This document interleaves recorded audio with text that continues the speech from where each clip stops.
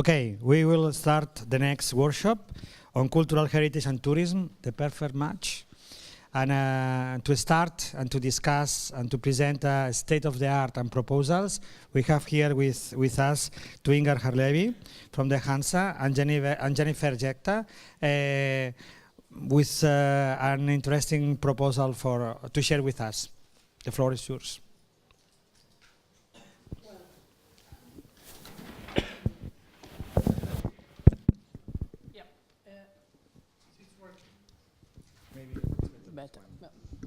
Okay, thank you for giving us this possibility. Jennifer and I met at ITB in Berlin and sat talking there quite a lot about the necessity to cooperate more with tour operators. ITB Berlin is the world's largest tourism fair with tour operators from all the world. It's really a professional tourism fair. It's only 1/3 are public visitors, private visitors. 2/3 are tour operators and professional from tourism. So that's very important to be there. And my vision is to see that the cultural roots come together there at a stand with a good position. Perhaps that is something to take up in a proposal for marketing when we come together in Görlitz. But now we will talk about this cooperation a bit more.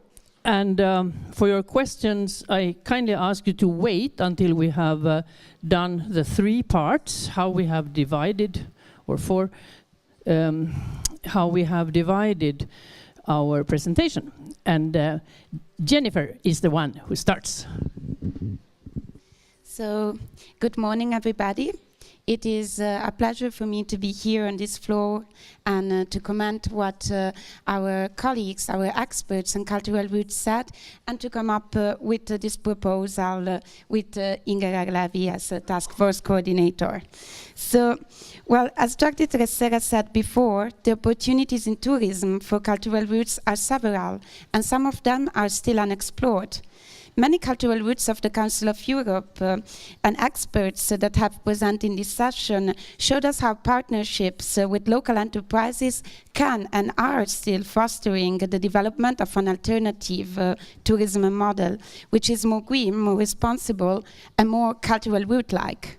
So after this fruitful working session, it became clear that cultural roots represent an interesting background in which to develop European tourism experiences. Indeed, through travel, the European identity becomes tangible and further develops. So from tour operators to local governments and communities, stakeholders in the tourism sector do all have expected outcomes for development in one or more destinations. So in these last years, there is a growing interest from these different actors to come together with a joint strategy. And so a well-designed partnership duly inscribed in the tourism development strategy of a territory can be a successful tool for product development and planning in the destinations. So now it's the part where I come up to you. This was just a small introduction. I would like to underline that the cultural roots of the Council of Europe need and are required to involve SMEs in their activities. So partnerships are not an option. So in addition, roots can need the expertise of some partners active in the private tourism fields, so to say tour operators. So tour operators have a complementary experience and complementary skills to the ones that you have. And in the last years, they are more open to cooperate as ever. So for this reason, they need trustworthy partners with specific know-how on territories that can help them to get a broader vision. And now I leave the floor to Inger. Thank you, Jennifer.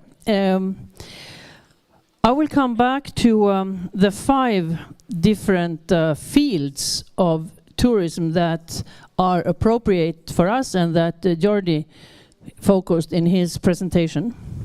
Educational, cultural, creative, religious or spiritual, and urban and also landscape nature. We have all these fields among our cultural routes. And there are tour operators especially dedicated for each of them. And I mean, this is our opportunity to work, to get the cooperation with them. It's nothing that you just pick out from the air. It requires hard work and professionality. We will get only one possibility to attract a tour operator. If he feels that, well, that they had nothing to offer that we can use directly. So we will come to a final proposal how to continue. But you see how we have this enormous possibility. And I think it's both a waste of time and waste of money not to start to work with tour operators. We have these possibilities within our own routes, but the possibility grows even much more if we cooperate more between routes. That can be in a thematic way, and that can be based on geography. If you have a general tour operator dealing with culture tours, then he wants more than one focus. So if you look in your own region at home, how many other cultural routes are present there or could be? My island is one of the best examples, I think. We, as you can understand, we are active in the Hansa. But we have the Vikings, we have St. Olaf, we have Romanesque buildings, medieval buildings. We could also be a part of Transromanica, and so on and so forth. Cistercians also, we have a huge monastery from their times. So if you start to look around, you will find a lot more. And I would like to stress the cooperation between routes to make us even more interesting for a broader public. And then when you come up to meet a tour operator, you can't come up with information saying we have a lovely museum there, we have a good hotel there, we have another place to visit there, and expect from them that they will contact all these different the context of a package. Jordi also mentioned that TUI has contacts to the Hansa, and that is true. But you know what TUI wants? If we offer a package between 5 different Hanseatic cities in 3 different countries, how many contacts do you think they want? 1. 1 contact. 1 who is responsible for the whole package offered to TUI. But if we manage to do this, then we know that we have a very, very big market to catch. And so it will be also for cultural routes. I recently had a FAM trip for tour operators in the Interreg project I manage with small Estonian and Latvian Hanseatic cities. And I had told them, make packages, price, 1 contact. They are all officially run tourist informations, and they don't have the potential to go outside their own office to catch somebody who can care for this 1 contact and with the price bookable and so on. So they got a lot of information there. But now on Gotland we have a company who will care for this being one contact and that also will serve TUI. because even if the museum in Limbashi is wonderful with all this silver stuff, they don't call the museum and say, well, what's the price? Could we come? How to manage it? One contact for one package, and with a price and how they can book it. So this is really to consider, and it's not difficult. It's just, I think, to get started. And next, Jennifer. So basically, what me and Inger would like to say and propose to you is to make a joint tourism experience together with tour operators. This means that cultural routes can get together with tour operator during a working session and create smaller working groups that can focus on the targets that both Jordi and Inger were saying before. So they can be age discriminating, they can be discriminated by interest, but the flow has to be the same, like an interest for culture and for discovering cultural roots. So let's say that the Tourism Experience Designer Lab, as I like to call this project, should have the following long-term goals. So to create a network in which cultural roots and SMEs can cooperate and exploit their expertise in order to diversify the offer in destinations. And then to grow the partnerships also outside of this field. They can, for example, apply together in European-founded projects. They have to become an innovative example of partnerships. As Jordi was saying before, there are no partnerships of tour operator active only in cultural tourism, and we could be the first one and bringing something innovative up to the market. And also, it is important to raise the attention of cultural roots in the private sector, because the customers of the private sector can be people that enjoy themselves cultural roots and their values. And it is also important to make cultural roots recognizable, to give value to the label, and this can bring enormous benefits to all of us. But I will let conclude Inger so that she can tell you why you should participate to such a type of project. Yeah, of course, it's to find partners for developing on the ground a valuable tourism experience related to heritage, to one of these 5 fields, one or more, and to gain additional revenues to finance other activities and projects. Tourism is trade, it's commercial. You must have a profit from there. It's so easy to be talking about only public financing and so on. But don't forget that tourism is commerce. Somebody must have a profit from it to be able to continue. And of course, improve the visibility of cultural roots to the general public, to create more awareness about the program of cultural roots. It is still quite unknown in many parts of Europe. We must say that, and must work on that.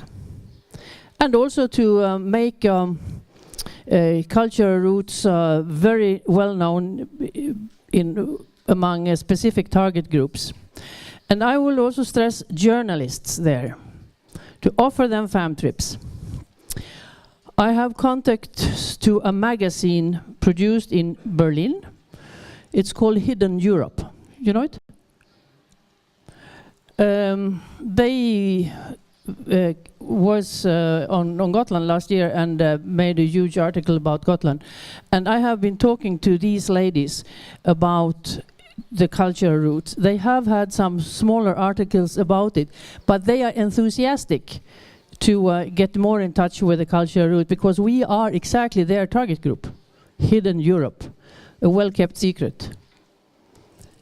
And there is also a blogger in Berlin.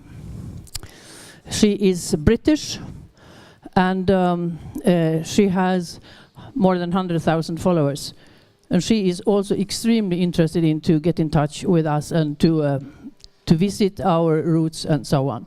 And the journalists, the bloggers, they are the door openers many times to the general public and to the tour operators. They write about us, they tell about us, they create an interest. So don't forget them as step one to reach the tour operators. And we would like to establish a good network of connection between the routes. And Jennifer and I talked over breakfast today that we should invite the routes to meet. And I talked to Eladio that it would be possible to use the premises of the Council of Europe in Brussels or Paris, two cities which we can reach over the day. And to get going, to be able to have a more complete offer to the tour operators within, at latest, next year. Thank you. Now, questions. Has Miguel disappeared?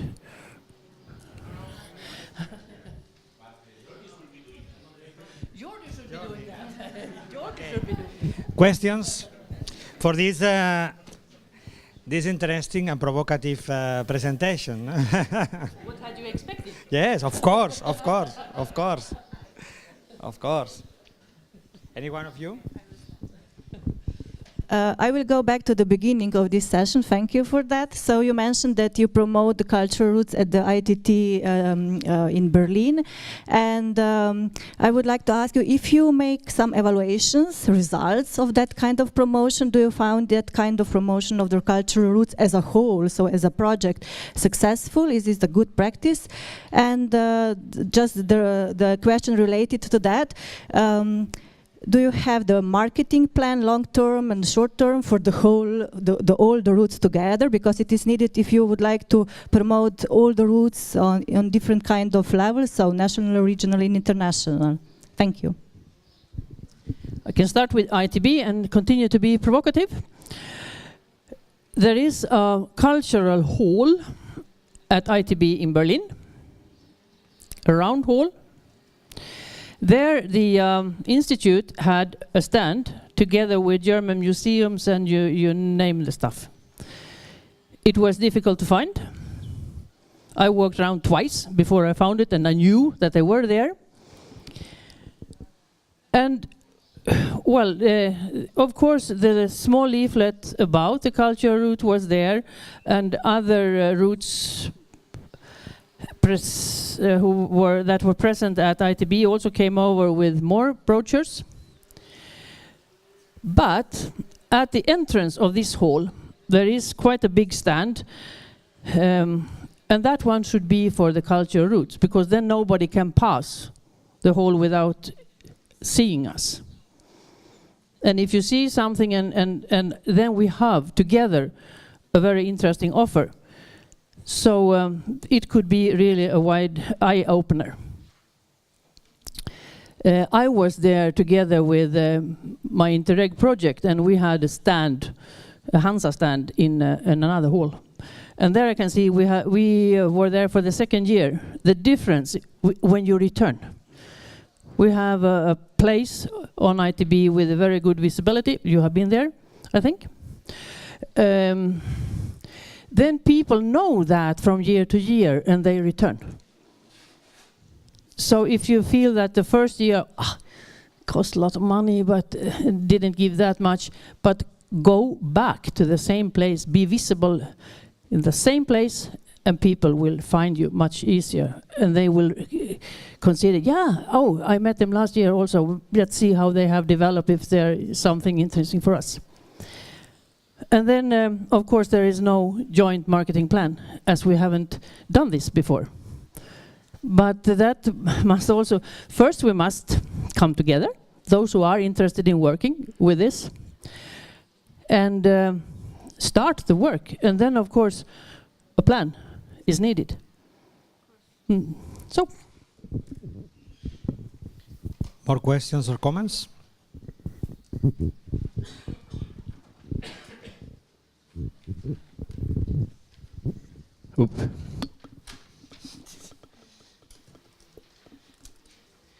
Oui, bon, merci pour ces propositions.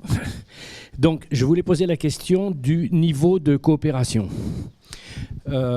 C'est-à-dire qu'en fait, moi, je vois deux possibilités qui sont différentes et qui sont complémentaires. Soit un niveau local. Je prends notre exemple. Nous sommes situés dans une région de la France, la Champagne, donc Reims, où beaucoup de routes se croisent. Bon, la Via Regia, l'itinéraire Napoléon, la Via Charlemagne, Saint-Jacques-de-Compostelle, bon, je vais en oublier, mais bon, déjà celles-là qui me viennent, aussi Saint-Martin. Bon. Et alors ça, c'est une possibilité de coopération, par exemple, sur un secteur, donc pas seulement une ville, mais toute une région, on va dire, qui peut, si je prends cet exemple, c'est une région qui va de Paris à Cologne, en gros. Déjà. Donc ça fait le nord-est de la France, la Belgique, un bout de l'Allemagne, de Luxembourg, des Pays-Bas. Bon, ça fait déjà une grosse zone, mais c'est une possibilité de coopération géographique. Par, comment dire, un point de contact, quoi, en fait. Il y a une autre possibilité, c'est par filière, plus en silo, c'est-à-dire sur des routes qui sont plus longues, et par exemple parallèle. Alors on a d'ailleurs un projet de coopération qui est déjà amorcé sur un axe nord-sud, donc qui va de Hambourg à Santiago de Compostelle, ou même de Trondheim, possible aussi, à Santiago de Compostelle, avec donc des routes qui sont Saint-Jacques de Compostelle, Saint-Martin, la Via Charlemagne, la route d'Artagnan, et l'Eurovélo numéro 3. Bon, donc là, c'est beaucoup plus espacé dans l'espace, quoi, mais c'est un axe qui est commun, c'est-à-dire qu'on est très voisins les uns des autres tout le temps. Alors, c'était ça ma question. Est-ce qu'il faut privilégier l'un ou l'autre, ou les deux? Et merci, Monsieur Sa, parce que vous avez vraiment touché un point très important. Donc, pour vous répondre, les groupes de travail peuvent décider eux-mêmes si faire en coopération à niveau local avec des routes qui se croisent et aussi internationalement, ou si être acteur d'une filière et donc prendre une route et différents tour opérateurs qui peuvent en fait mettre ces routes comme une offre tangible et également un offre que les touristes peuvent réserver.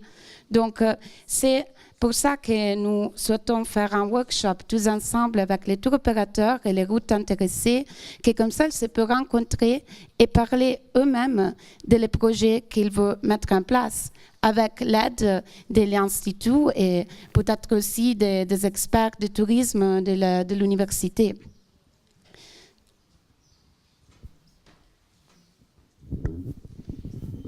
More questions?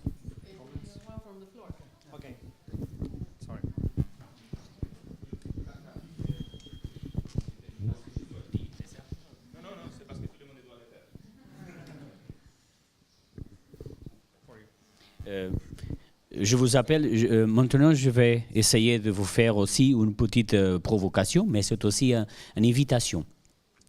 À Fatima, et nous sommes dans la 6e édition, nous avons un grand événement pour nous, très important, qui on appelle le workshop international de tourisme religieux, qui c'est une semaine d'activité. Et qui a le grand but d'inviter, et l'année dernière, on a invité 150 tour opérateurs de tout le monde. 150. Ça, c'est un grand numéro. Et c'est pour ça que, pour nous, et même pour le pays, je peux dire que c'est un succès.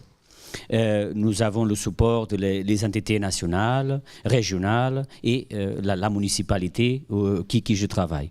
Et c'est pour ça que je vous colloque à votre décision, mais mon invitation de venir participer dans la 7e édition, parce que dans ces 150 tours opérateurs, ils ne viennent pas seulement dans un but religieux, mais aussi dans un but culturel.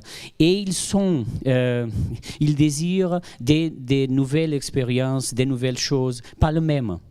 Je vois ça. J'ai une vidéo, je ne sais pas si vous voulez le voir, ce sont 3 minutes qui sont disponibles dans l'Internet, mais vous pouvez voir le YouTube, Workshop international de tourisme religieux, Fatima, et vous avez une vidéo d'une de cette édition. Et je vois, c'est ça que je veux dire, ils veulent des nouvelles choses. Et nous invitons déjà nos partenaires qui viennent de toute l'Europe et tout ça, et ils font un grand bilan de leur participation. C'est pour ça, et on a dans ces 50 tours opérateurs, on a de toute l'Europe, mais nous voulons des marchés importants pour nous, de la Corée du Sud, des Philippines, du Brésil, du Mexico, d'Argentine, du Uruguay, Paraguay, toute l'Amérique latine, Brésil et même de l'Asie. Nous essayons des États-Unis, je n'ai pas dit. Dans l'année dernière, nous avons 150 et nous voulons dans la prochaine année. Une bonne chose pour vous, c'est-à-dire que c'est gratuit. C'est gratuit. Il y a le B2B, vous comprenez, nous avons 150 tours opérateurs assis dans une salle et nous invitons notre compagnie, nos entrepreneurs qui font des réunions de B2B. Il peut y avoir presque 20-30 réunions. Mais il y a une participation, je vais dire, promotionnelle, avec une table promotionnelle, pas un stand très grand, mais ce sont des tables qui, dans cette participation, c'est gratuit. C'est pour ça que je peux dire, si je ne sais pas, s'il pourra être une bonne idée d'être à Fatima avec un stand conjoint ou pas des routes culturelles. Merci. Yeah, I could comment to that, but I will do it in English. I understand French, so I understood what you said. I understood what it said, but I'm not capable to answer professionally in French. I think that a presentation, a launching of the cultural routes to the market should be kept together. And I see the role of the Institute as crucial for that. But the Institute can't do the job. We have to do the job. And I think that your 5 different kinds represent 5 perfect working groups to establish. And then you have said that you are really devoted to the religious, the spiritual tourism. And then, now I will be provocative again, you shouldn't talk about different far away markets. If Luca wants to introduce Via Francigena on the German market, he can't just translate his Italian material to German. That is not to be active on the German market. You have to know about the demands from the German market. What do a German tourist need to get interested? How do you have to explain your Italian part of Via Francigena to Germany? So it's a lot of knowledge to be built up. And then I really think that we should also choose some primary markets before we start to talk about Brazil and India. Next. Yeah, shortly. Yeah, thank you. I hope that I'm not going to repeat all things that they said because I don't understand French. But anyway, thank you. Very interesting vision and mission. Thank you for that. It's always music to my ears when somebody try to figure out bigger picture and talk about cooperation, co-working, connecting, networking, and things like that. I also like the idea of thematic approaching and geographical approaching, because it gives opportunities to go forward step by step. It's very, very important. And my question, I always like to ask what has been the biggest success so far or biggest challenge, but I'm not going to do that. I asked what has been the biggest surprise so far.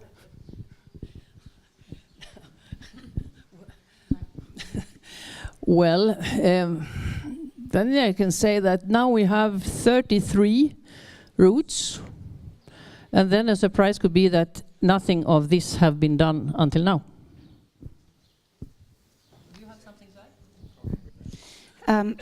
I would like to add that I am really happy that you saw our mission to cooperate, to co-work and to network with a thematic approach as a big opportunity. And I think that the way that we don't have a proper answer to your question says a lot on the need of this type of project in the program. Okay. To finish we will finish with the last, and we have 2 more experiences now, and after this we can continue with the discussion. So, see. Okay, better here. I will be very short, because you have seen from the other day that I am very short normally. I am very, very worried about all what I am listening to here, because if I remember well, or if you remember from my speech the other day, in most of the routes I work, both in Spain and in Europe and in Latin America, they are extremely weak in incoming tour operators. In general, there is not weak, they just do not exist. Extremely weak in heritage interpreters and guides, and extremely weak, in the case of Spain, in languages. So for me, talking about this idea of entering the tourism market, I mean, I used to be tour operator before being consultant, and still I keep a shareholder of a small niche tour operator in Spain.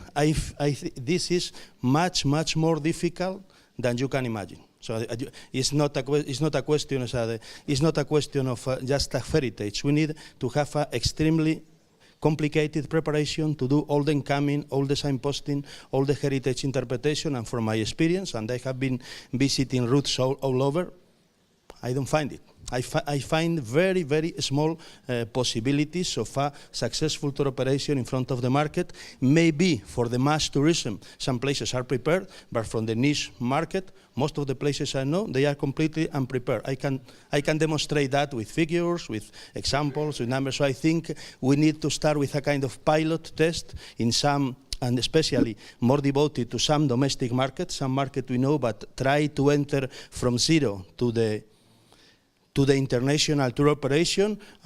From my point of view, is quite challenging, and this a bit crazy from my point of view with the frame we have at the moment, except some very, very specific spaces. This is what I should say. Unfortunately, not all routes are prepared for the international market.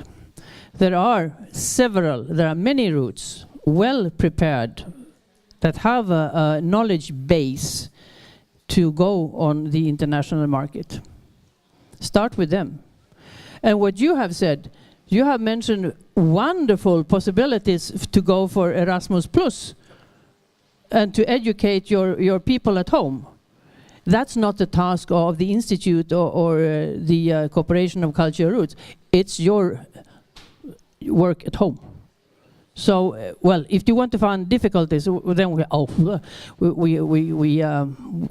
can't do it because there are so many obstacles. Or you grab it in a positive way and see the possibilities and define what you have to do at home before you can do so. And well, this will not be created from one day to another. But if sooner you start, you sooner you get there. You later you start, the later you get there, and then the world have forgotten us. Now I was talking yesterday about history, how history, makes us be what we are. And then, you know, this European Partial Agreement on Cultural Routes was born in the Council of Europe in the Culture Department, in the Cultural Heritage, actually, department at the time. So, you know, we work an instrument, we think a modern one, you know, that talk about sustainable development, talk about tourism, talk about the need to put, you know, much in the sense of the Faro Convention, these to work for societies. But, you know, our partners were ministers of culture. We are telling them, this is not enough.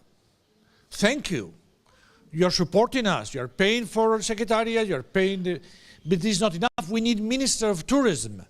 But at the last meeting of the governing board of the European Partial Agreement on Cultural Routes, when Stefano said we have to encourage that more Ministers of Tourism come to this meeting, there were reactions from some ministers of culture saying, no, this should be culture, not tourism.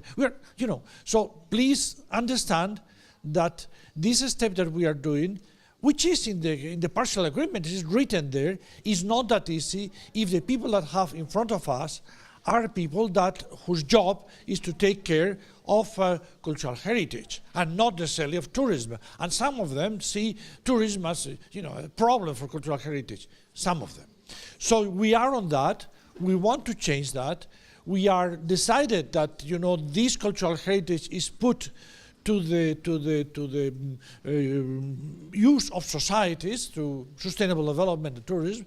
But had we been born in the organization, in the United Nations Organization for Tourism, we would surely have a different approach. So we are on that. We want to continue with your help, but this is kind of, as there are so many spirituals, this is a kind of original sin because of the place where we were born. But let's hope that together with your help, and we are going to fairs, and we have an agreement with UN, WTO, and all the rest. But this takes time because this agreement is relatively young. The program is old, the agreement is young. So we have had a lot of financial difficulties with Penelope. We have overcome this, so help us to be more efficient. Thank you. Can I say? Yes. Yep. I wanted to reply as well to Jose Maria. So you said that most of the routes are generally weak in several fields. Tourism is not an exception in that, and we know that. And it's for this that we say, first, we don't need to enter the market tomorrow. And then which market, as you said? Maybe we can start with a smaller scale, but this is up to the working groups to choose. And this is why we have insisted with Inge to make this project not all together, but in small working groups to see competencies and to match also with know-how. And so it's up to them to decide that. And it is for sure a pilot project, as you said, because the aim is that one day, I hope, there will be a network of tour operators for all the cultural routes. But for now, it's a pilot project. And so if things are going well, reputation is an issue. But one day we will be more ready and we will have the possibility, also if we fail, to show our value. And then if it is possible to inscribe this project in a broader vision, like the one that Jordi was giving us before, this would also be beneficial for some training, from some specific training that could be inscribed in this project to prepare cultural routes to get to the market. So I hope that that we answer to your questions. Now I give the word to Jordi. We finished with her contribution. I will be very quick.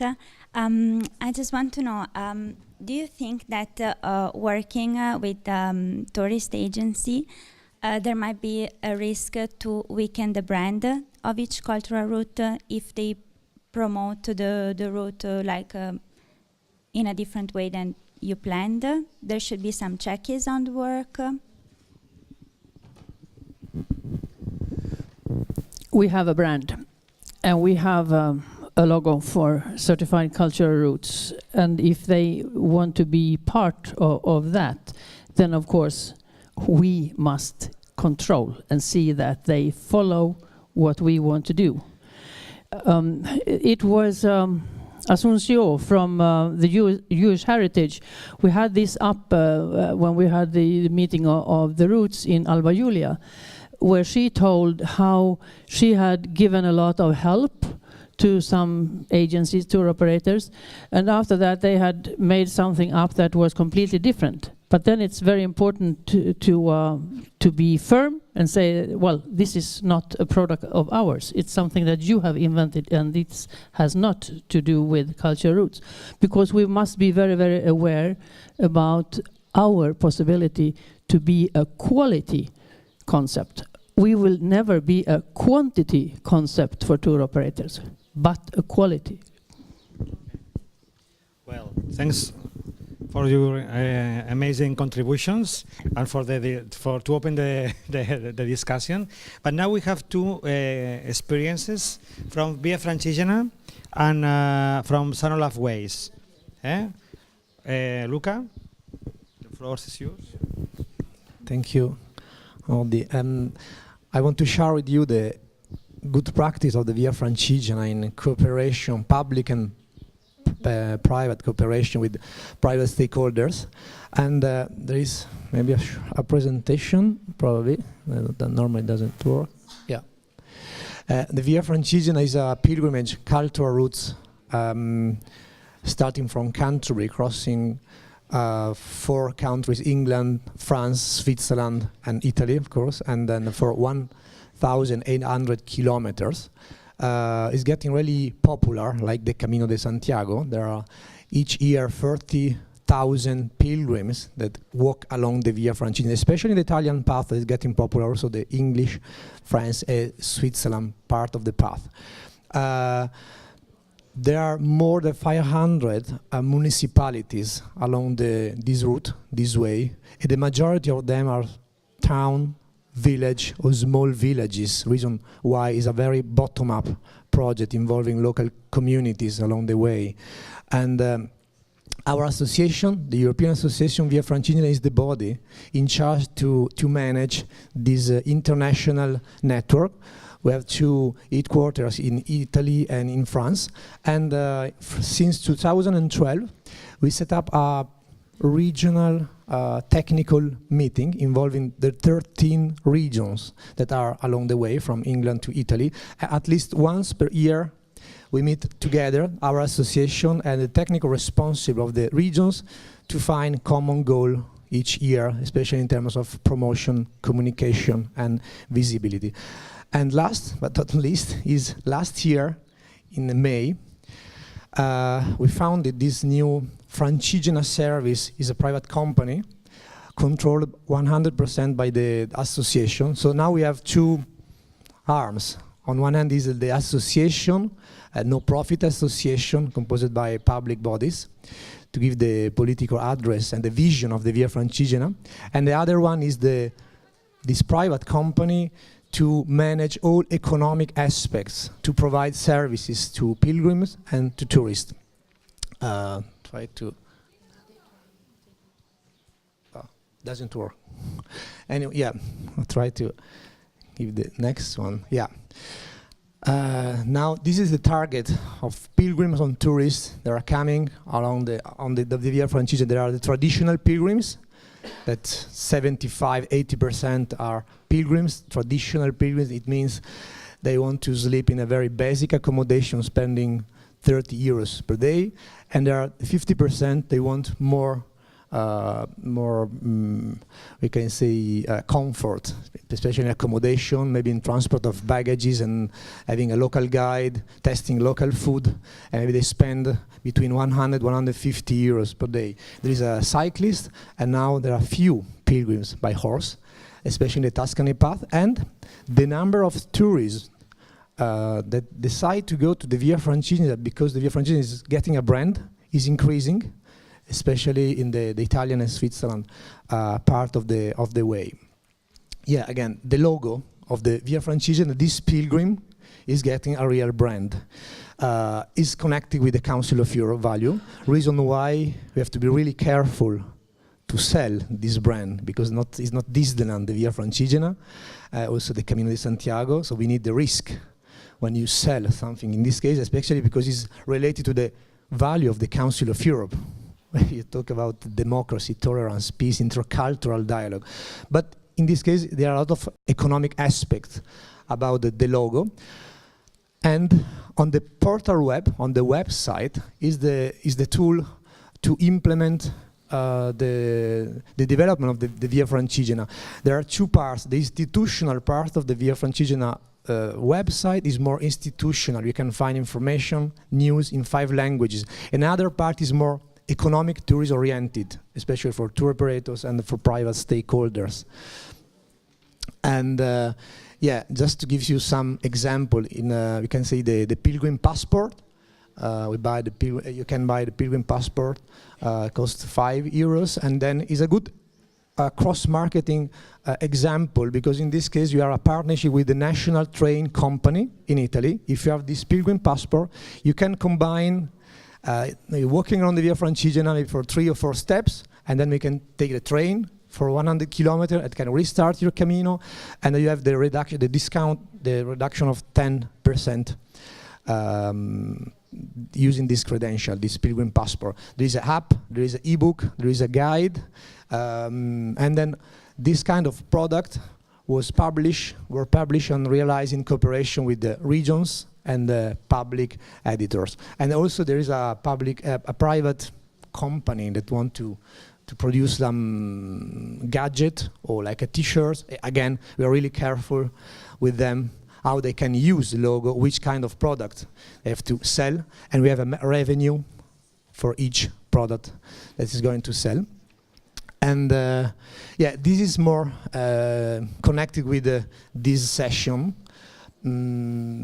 So it's more similar, the example, to the Camino de Santiago. For example, we have a network now that involves 250 private stakeholders, bed and breakfast, cafe, and restaurants, hotels, and they pay an annual fee to the association to use this logo and to have the visibility on the website, because the website counts more than 1 million visitors per year, and they have a great visibility promotion on the website. In each hotel or bar or cafe, there is a special welcome for pilgrim. There is an agreement sign, like an ethic code we're going to sign with each partner, and they pay between 100 to 200 euros per year. It depends how many benefits they receive. And we are in touch with some tour operators, private stakeholders. They are preparing with us, with our support, like a tailor-made packages along the Via Francigena, maybe combining, as we said before, food, spa, and gastronomy, and then leisure. Also, the tour operator are partnered with the association, and normally we attend international or national fairs in cooperation with this private tour operator. Now, just to give you 2 final examples, we discussed before about gastronomy and food. We have launched last year this innovative product, and project is Stop and Test, in cooperation with the Parmigiano Reggiano, the best cheese in the world. Now, because I come from Parma, and Parma is on the way, on the Camino. I love Parmigiano, I love cheese. The Parmigiano Reggiano for me is the best. In any case, the Parmigiano Reggiano enterprise decided to extend the cultural brand in cooperation with the Via Francigena. Is also the main partner of the magazine, the Via Francigena. We publish twice per year. And this project makes in connection 30 cheese farms along the Camino in the province of Parma. You can taste food, cheese. You can discover the Via Francigena thanks the Parmigiano Reggiano. It's another angle to discover, to taste the Via Francigena. But we can extend this project everywhere along the Camino, maybe with the ham, and then with the jamón serrano. And this is the final project. I'm proud because we are going to launch this project next Monday in Florence, in cooperation with the Tuscany region. It's a very good cross-marketing action because there are two cultural routes involved, the Via Francigena and the thermal route. And we are in partnership also with the National Agency for the Spa Enterprises, combining Camino, combining a walking trip, combining spa. Along the Via Francigena in Tuscany region is one of the best part of the path, the Tuscany. And you can find along the way the traditional spa town, and also in the buffer zone of 15 kilometers, you can find a spa. In this case, there's a cooperation with a private hotel. They can have a special welcome to pilgrim. You can immerse your body in the spa when you finish your step. Of course, it's more for pilgrim tourists, not for the traditional pilgrim. Maybe they decide to walk for 1 week, maximum 10 days. And then they have a special discount and a special welcome, and the transport for the baggages. And then in terms of innovative products, I think is a good opportunity. And then I invite you to to discover the Via Francigena in this way, combining Francigena and spa. Okay, this is the information, the context about my Via Francigena details. Thank you.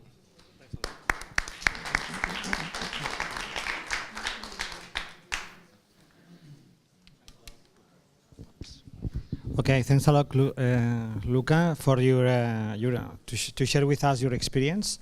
We have time for some questions related to this initiative. Any one of you?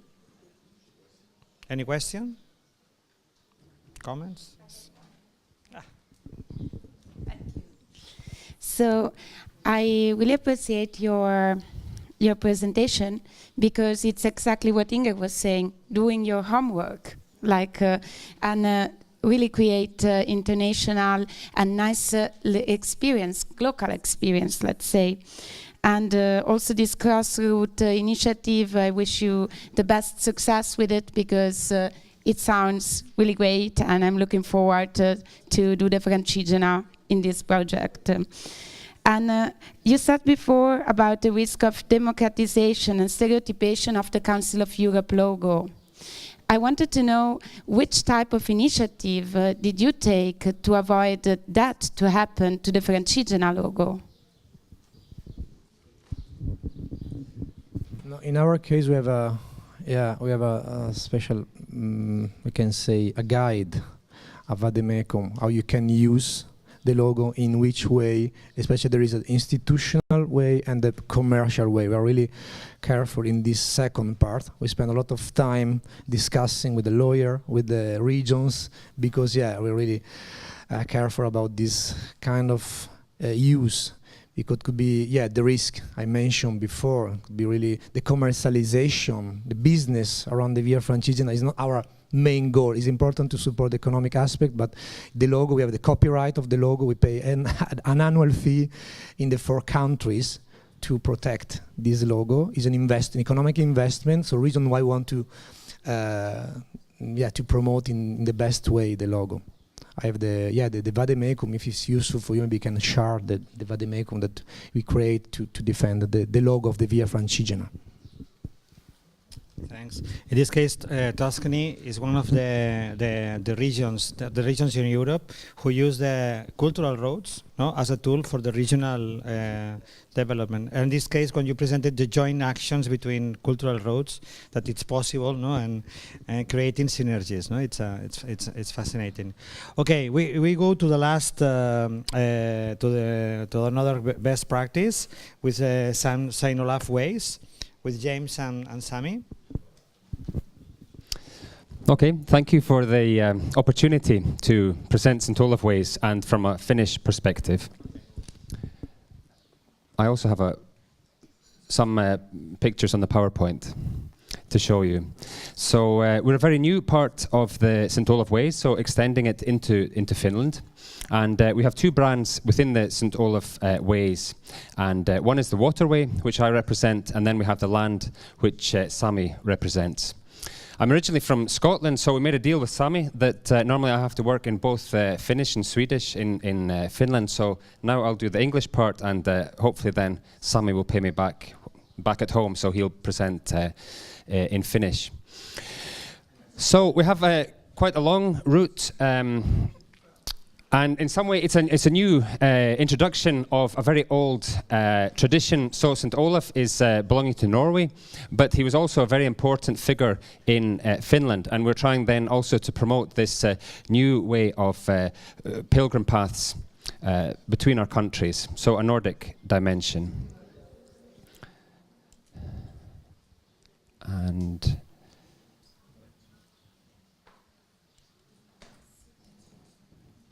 it's stuck. So I was going to just give you a very brief picture of the route. So if you're not so acquainted with the geography of Northern Europe, so of Nordic countries. And we have our path. So to send it at the bottom, okay. So to put it in a Nordic dimension, so you can see it's a very long path. If you combine from the Russian-Finnish border to Trondheim, so almost 2,000 kilometers. And it's also one thing that we talked about, the pilgrim pass and also cross-marketing. So our pass also, we want to try to introduce the idea of you can experience this path, but you can do it in different parts. So the pass is possible that you can do the path in 3 different countries. So you do smaller sections, but you combine it then with a few different countries. And this part that is unique for us is also that it goes across water, and you can use public ferries, it's free, or we also have sailing boats. You can see some of those historical sailing boats. But what we've been doing is very much working on with local stakeholders. You can see then here it's the extension through Finland to Savonlinna, so they have a castle called Olaf's Castle.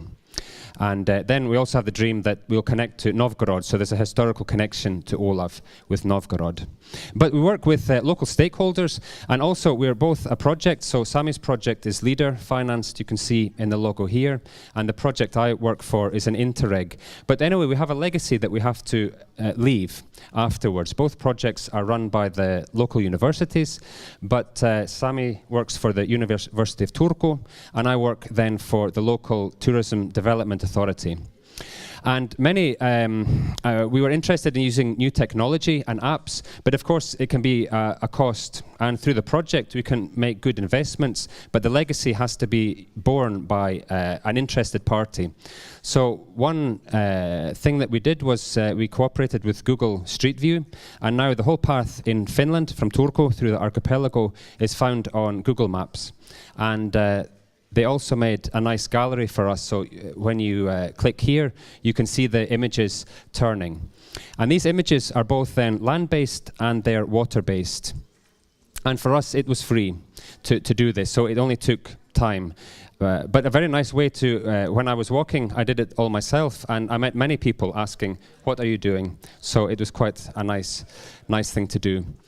But it also, I think, is a useful tool. We've been talking very much about the importance of visual communication, and also to communicate what is this kind of pilgrim experience, combining waters, small islands that are very small, but if we go back to the medieval times or Viking times, then they were important trading routes and important harbors when there was, for example, storms.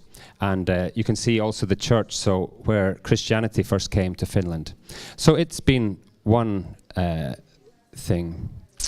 And you can see here our ship. Then we also have an app. The app is a ready-based app, so we bought it. It's a German company, Outdoor Active. The main reason we took it is also that Visit Finland is using it to promote all kind of national parks in Finland. So we can work with them, and part of our path also goes through the national parks. And to maintain the legacy of it, so through the project financing we have, I can ensure the financing for 3 years. So we paid for the license for the whole of this area that you can see here. So we can put in all the other routes that we have, cycle routes, small nature paths and other paths.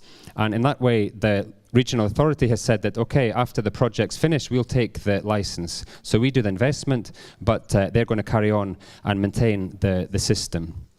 And we also talked about the difference between how often to update information. So we have the website, it has the historical, heritage information, but here we have the tourism information. So also a lot of visual material to inspire visitors to come. You can also, it's linked to social media, and you can also share your route, print out the maps or have it on the telephone, and also take it with you when you're walking.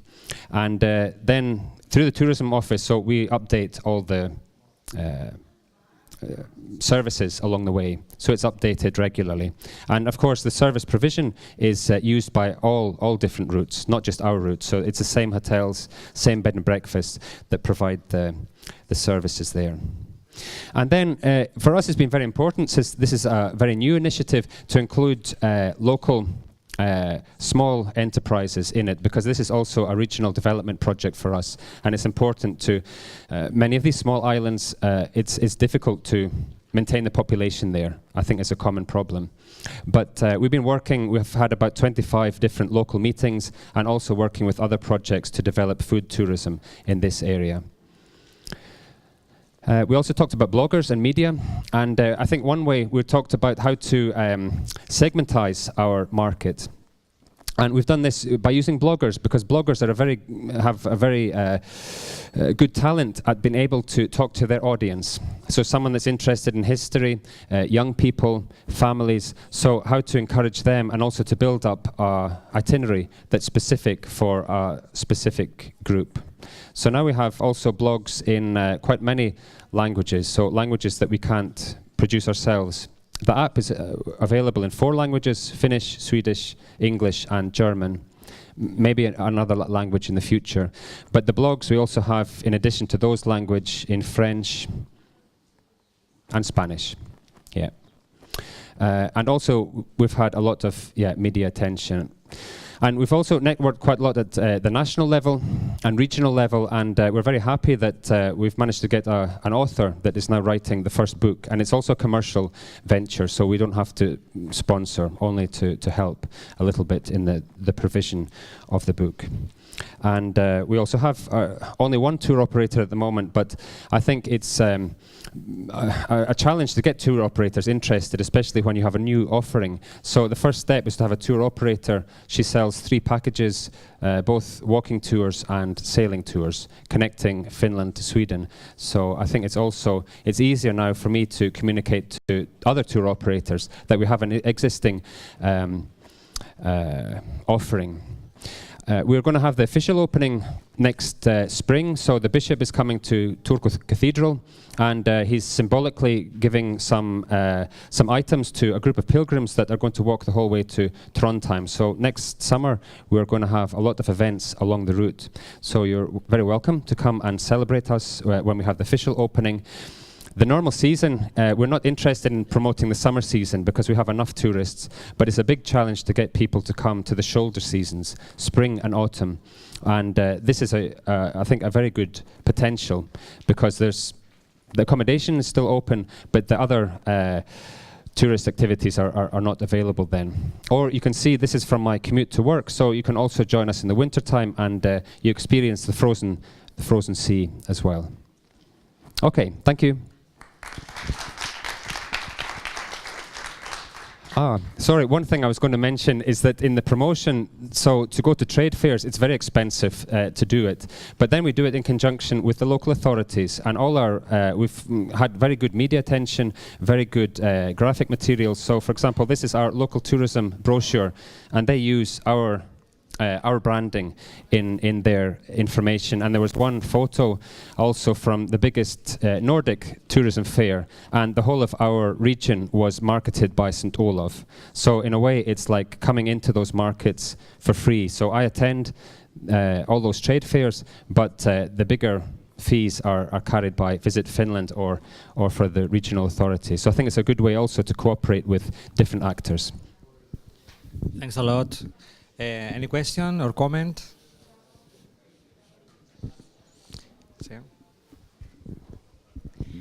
Both Luca and James mentioned cooperation partnerships with many stakeholders. We were talking about that earlier.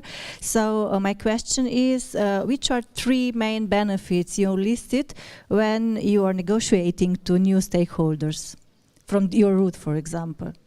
So 3 main benefits that you mentioned that they said, yes, we would like to be your partner.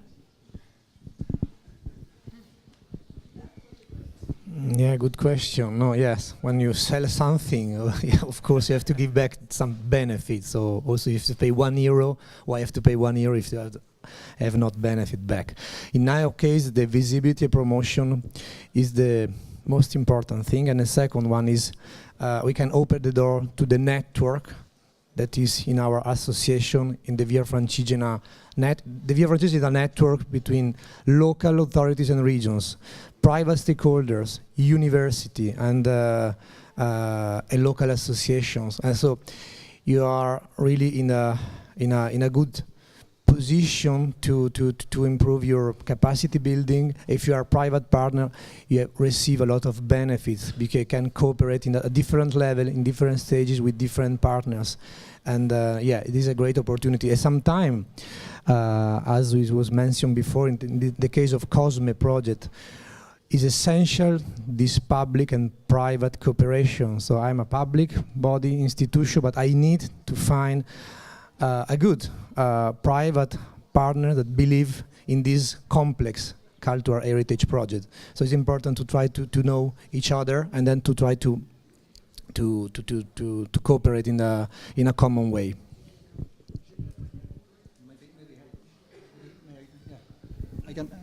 I can say 2 things that help open the doors for discussion. They are funding and media, because now we got funding, we can offer us as a tool for them. We don't have to ask any money for them. And the media relationship, because we have to sell and sell and sell again, so we can create like positive jealousy, and then those local understand that, okay, there's something happening. Okay, we just arrived to the end of this workshop. We now, if you like, we have 2 or 3 minutes to change the tables, and we invite here to Monica Garcia, to Lorena Zuccolo, and to Carolina Diaz to share with us the floor. Thanks a lot for your contributions. Thank you.